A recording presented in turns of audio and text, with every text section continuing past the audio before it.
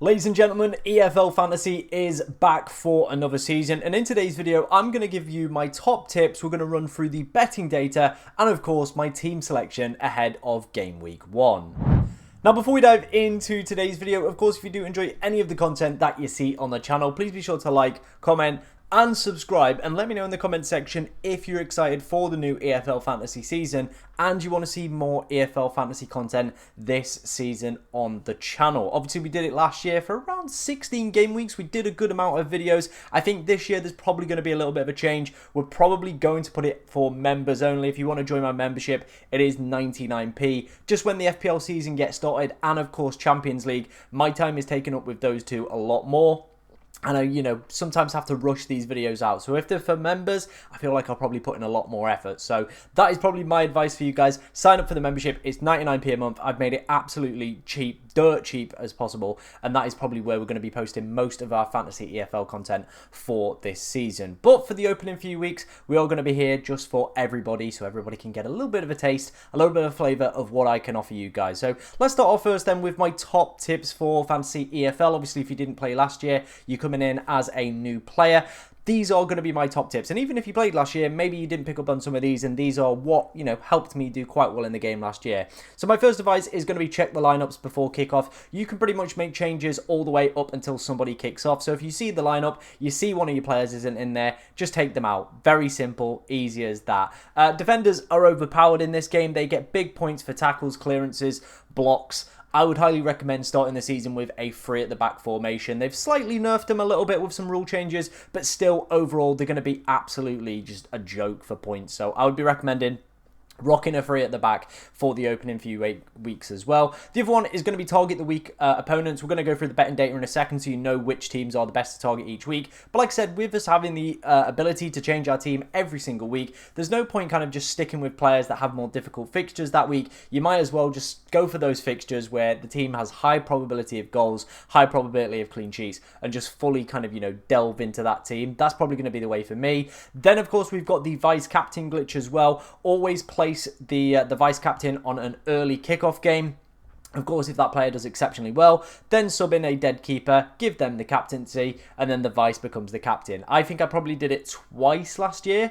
Obviously, it doesn't happen always, but sometimes you get those players. I think I had a player that got like 20 points. So obviously, I was going to dead a goalkeeper because their max is probably like 6 most weeks if they get a clean sheet and get lucky. So I was like, you know what, let's do it. And it definitely worked out over the course of the season. But I would say probably has to be quite a high scoring. No, if they've scored like 10, stick with the goalkeeper, to be honest, man. You're not going to gain too much anyway. And then the final one is going to be save the chips for the double game weeks, or potentially what we got last season, the triple game weeks as well. Mega points can be gained there, so be patient. There'll be plenty throughout the season where you can play these chips, especially around Christmas and Easter is usually the period where we get that potential of triples as well. So that is going to be my advice there. In terms of the betting data, like I said then, this will be posted pretty much every single game week over on my Twitter. I did this last year in a lot more detail and depth, going through obviously like everything, and I was just doing it manually. I found a much quicker way to do it this year with the projected goals and the clean sheets. So we're just going to, be doing this. This will go out on my Twitter as well. So like I said, follow me on Twitter at FPLTom_.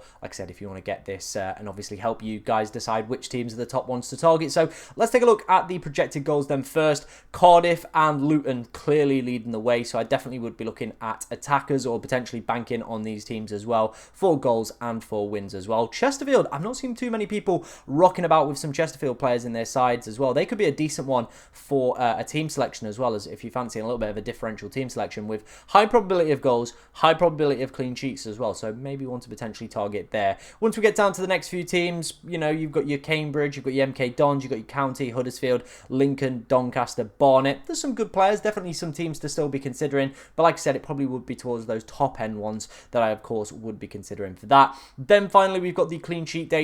Luton, Chesterfield, Bristol Rovers, Colchester, all probably going to be the standout picks there for your centre-backs to go and pick from. Blackpool also up there as well. MK, I know a lot of people have got Tickle in goal from Wigan. he could be a great option with a 42% chance of a clean sheet as well. But as you can see, it's pretty much similar-ish teams for the projected goals and clean sheets as well. Of course, if you are looking for teams, one of the best pieces of advice I can give you is just load up any bookmaker. So Bet365, SpreadX that we've used here, which is obviously a more active bookmaker rather than a soft bookmaker like Bet365. And just pretty much look which team's going to be favourite to win that game week. And you'll find like Cardiff and Luton are towards the top of that metric. So they're probably going to be the sensible picks for team selections this week. Genuinely, that is one of the easiest ways to play this game. Look at bookmaker data. It narrows the pool of players down from thousands to probably about a pool of like 20 or 30 players you're going to be picking from. That's, again, another top tip, all for free from me. Let's dive into my team selection then ahead of game week 1. Okay, let's not waste any time. As you can see, we've taken all the betting data. I've also done some, models and stuff like that and put it all into something beautiful. And this is where we're at for the upcoming season. As you can see, we've got Ryan Boot in goal. Chesterfield really fancied for the clean sheet. So I've gone with a little bit of a differential goalkeeper punt as well to potentially go for. Then we've gone for Pearson. Doncaster, again, were one of those teams that were up there, a little bit lower than people were expecting. But Pearson seems like a decent captain option for me. I know I've had a few people, when I've sent this into a few chats, saying that he's a little bit of an injury concern. Obviously, again, we get to see the lineup, so of course we can take full advantage of that one. I listened to quite a few podcasts as well around League One predictions this season. A lot of people saying Exeter really lacking a lot of firepower as well. Mark McGuinness was a player who did exceptionally well last year. Now, he hasn't played a single minute of pre-season. Again, though, we are going to be able to see the lineups, and if he isn't playing, we can, of course, swap him out. And I'm probably going to go for another Luton defender within there. Their clean sheet odds were the best for this upcoming game week, so we'll swap him out for another one, of course, and then leave the vice captain on them as well. Casey was an absolute gem last year for Blackpool. Again, he's going to be one of the most selected defenders, one of the most selected players, as you can see on the right hand side there, at 45.5%. A great fixture against Stevenage. Again, the Blackpool data for clean sheets over the the match day 1 is looking absolutely exceptional. Then we've gone for the most selected player within the game. Obviously, if you played last year, you know who this guy is. Molyneux was an absolute beast in League 2 for Donny last season. The guy was just on another level. If I can bring up his stats right now, 16 goals, 14 assists, 94 key passes, 45 appearances, so only missed one game. Absolutely ridiculous stuff. So this guy massively being slept on. Well, not even being slept on, is he really? At 51.4% chance. Like, yeah, I think he's, again, just one of those players probably going to be rocking with you in game week 1. Then we've gone for Albie Morgan. Again, a player I absolutely loved last year.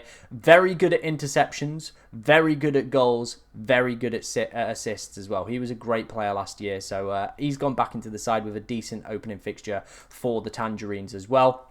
Finishing up our lineup, it is going to be Selch. I'm sorry if I'm absolutely, or Salic.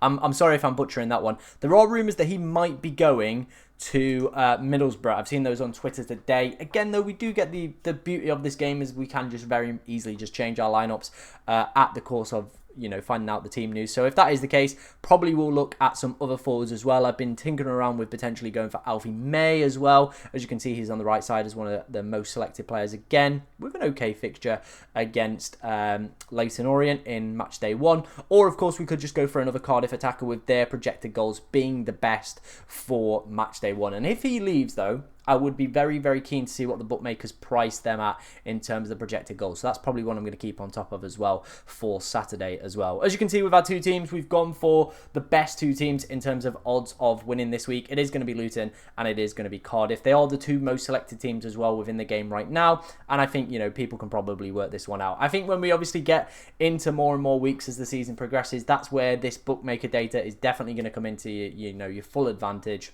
And if people are asking how I did last season, I came like 1.1k.